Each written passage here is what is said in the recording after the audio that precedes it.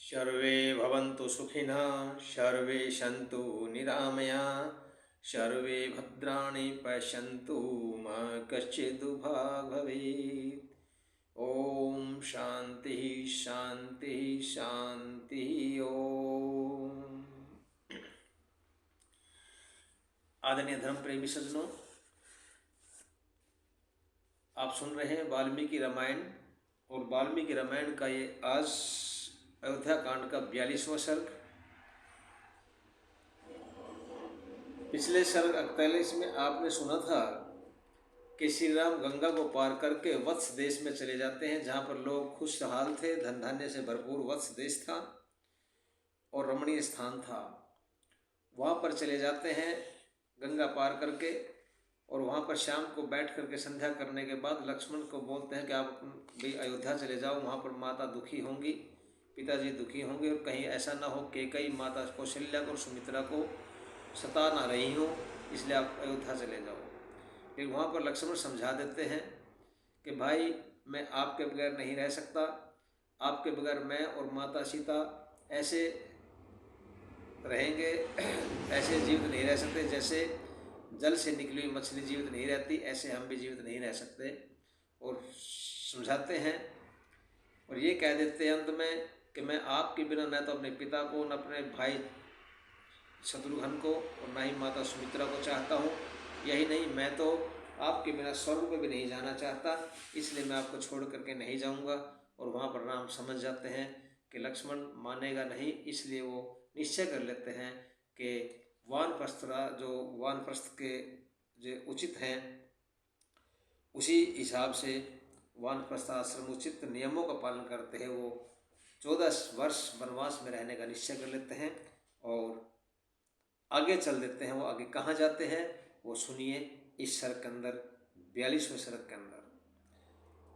साथियों, वे तीनों उस सुंदर रात्रि को महावट वृक्ष के नीचे बिताकर प्रातःकाल विमल भुवन भास्कर के उदय होने पर वहाँ से आगे चल दिए। रात को जब वो वत्स देश के वहाँ पर रहे तो वहाँ से फिर वो सवेरे जब सूर्य निकला तो सूर्य निकलने के बाद तैयार होकर के तीनों राम लक्ष्मण और सीता आगे चल देते हैं। जिस स्थान पर भागीरथी गंगा और यमुना का संगम होता था उस स्थान को अपना लक्ष्य बनाकर वे महावन में होकर चले जाते थे।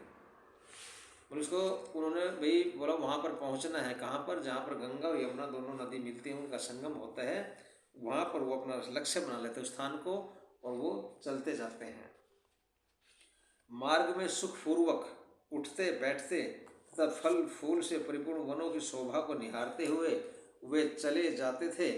जब थोड़ा दिन शेष रहा तब श्री राम ने लक्ष्मण जी से कहा, वो चल रहे थे, जब सारा दिन चले वो कभी बैठ जाते थे, कभी फिर चल देते थे, कभी बैठ जाते थे, कभी चल देते। क्यों कि पहली बार जंगलों के अंदर पैदल चल रहे थे। हालांकि राम और लक्ष्मण तो पहले से ही गुरुकुलों के अंदर मजबूत हो चुके थे, लेकिन माता सीता को इतनी वो नहीं थी, इसलिए उनकी वजह से वो रास्ते में उठते बैठते चलते थे। तो जब थोड़ा सा दिन शेष रह गया तो श्री राम लक्ष्मण को बोलते हैं कि हे लक्ष्मण, देखो प्रयाग के चारों ओर धुआं उठ रहा है, वह मानो भगवान अग्निदेव की पताका फहरा रही है। इससे प्रतीत होता है कि महर्षि भारद्वाज का आश्रम यहीं कहीं पास ही है। जब वो चल रहे थे, शाम का समय हुआ, तब श्री राम ने लक्ष्मण जी को ये शब्द कहे। यहाँ पर इसका जो एक चित्रण किया है कवि, संस्कृत के कवि ने क्या कियम दृश्यते तात धूम पुंजोयमग्रत प्रयागो दृश्यते तात यज्जन्ते त्रय महर्षि। यहाँ पर क्या होता है, जब वो आगे चले, कहाँ पर, गंगा और यमुना के संगम का लक्ष्य बनाकर आगे चल रहे थे, तो रास्ते में वो क्या देखते हैं कि एक जगह धुआं उठ रहा है, खूब धुआं उठ रहा है।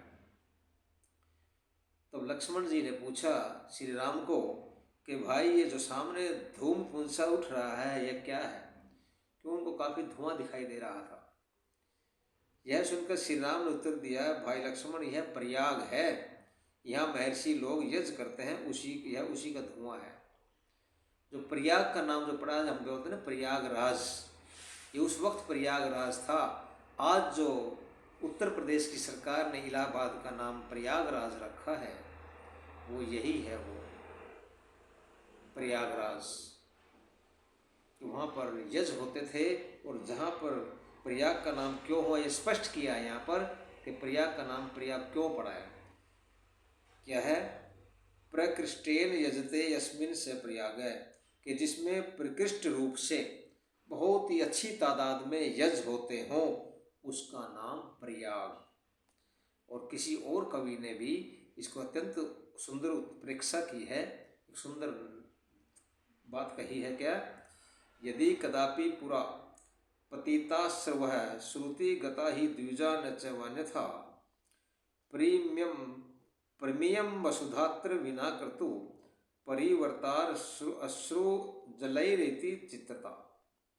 क्या, कि प्राचीन काल में यदि किसी की आँखों से आंसू निकलते थे तो केवल यज्ञ के धुएं से, वेद के विद्वानों की आँखों से, किसी की आंखों से अगर आंसू निकलते थे तो वेद के जो विद्वान होते थे और वो यज्ञ करते थे तो यज्ञ का जो धुआं लग जाता था उसके वजह से आंसू निकलते थे, अन्यथा प्रजा की आंखों से कभी भी आंसू निकलते ही नहीं थे। ये भारतवर्ष जो प्राचीन भारतवर्ष की विचित्रता थी, इस बात में ऐसी विचित्रता थी कि कभी लोग आंखों में आंसू नहीं होते थे, और होते थे तो यज्ञ के धुएं के आंसू होते थे, अन्यथा आंसू नहीं होते थे।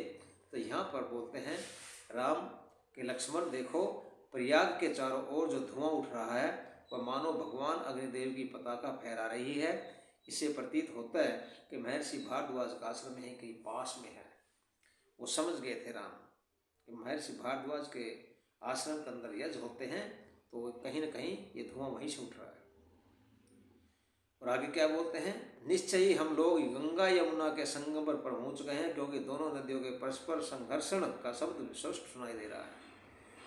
जो दो नदियों का जल मिलता था आपस में वहाँ पर टकराता है और वहाँ पर क्या होता है, आवाज़ आती है पानी के टकराने की। तो राम समझ गए कि भाई हम जरूर गंगा यमुना के संगम पर पहुँच गए हैं, क्योंकि दोनों नदियों के परस्पर संघर्षण का शब्द सुनाई पड़ रहा है। संघर्षण मतलब पानी आपस में टकरा रहा है, आवाज़ आ रही है। और इस प्रकार सुखपूर्वक चलते हुए एवं परस्पर वार्तालाप करते हुए, बातें करते हुए वे दोनों धनुर्धारी भाई सूर्य के अस्त होते होते गंगा यमुना के संगम पर स्थित महर्षि भारद्वाज के आश्रम में पहुंच गए।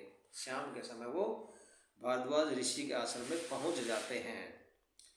महाभाग महर्षि भारद्वाज को जो अभी अभी अग्निहोत्र समाप्त कर चुके थे देखकर श्री राम ने लक्ष्मण और सीता सहित उन्हें हाथ जोड़कर प्रणाम किया।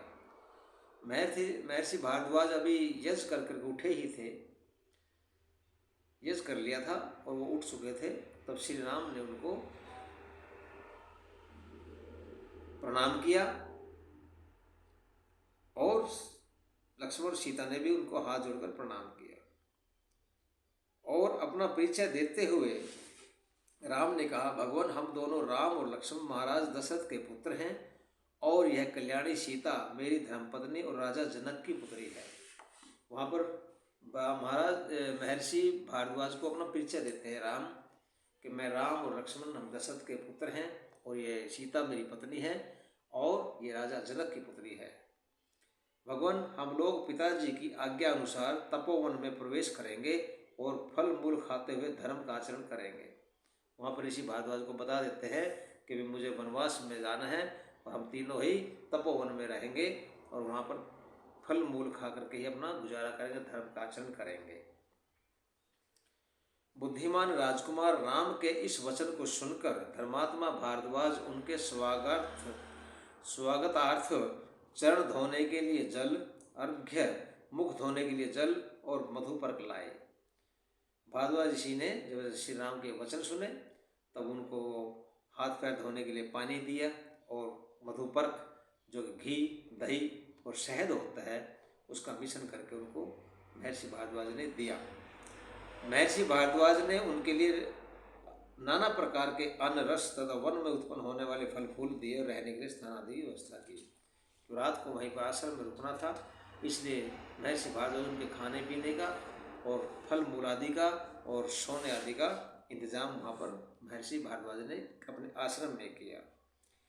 महर्षि के उस आतिथ्य को स्वीकार कर जब श्री राम निवृत्त होकर बैठ गए, तब महर्षि भारद्वाज उनसे ये धर्म युक्त वचन बोले। जब वो सारे कामों से निवृत्त चुके थे, हाथ मुँह धो लिया, संध्या कर ली, सब कुछ कर लिया, फ्री हो गए, तब भारद्वाज ऋषि ने उनसे क्या कहा, हे काकुस्थ, बहुत दिनों के पश्चात आज मैं पुनः तुम्हें इस आश्रम में आया हुआ देखता हूँ।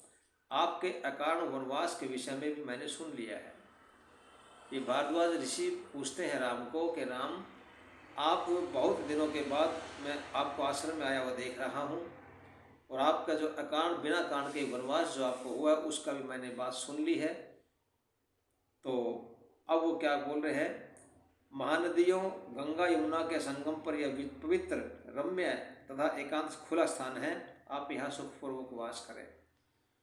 उन्हें सब पता लग चुका था महर्षि भारद्वाज को कि राम को वनवास हुआ है, क्यों हुआ, सब कहानी उनको पता लग चुका था। इसलिए बोलते थे, उन्होंने आश्रय दिया कि आप यहाँ पर एक खुला स्थान है, आश्रम है, आप इसमें यहाँ पर सुखपूर्वक वास करें, यहाँ पर रहें।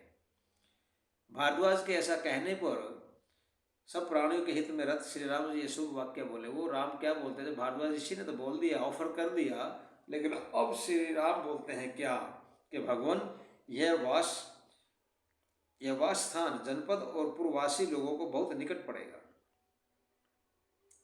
अतः मुझे और सीता जी को देखने के लिए वो लोग सरलतापूर्वक यहाँ आ जाया करेंगे, इसलिए मुझे यहाँ रहना उचित नहीं जान पड़ता।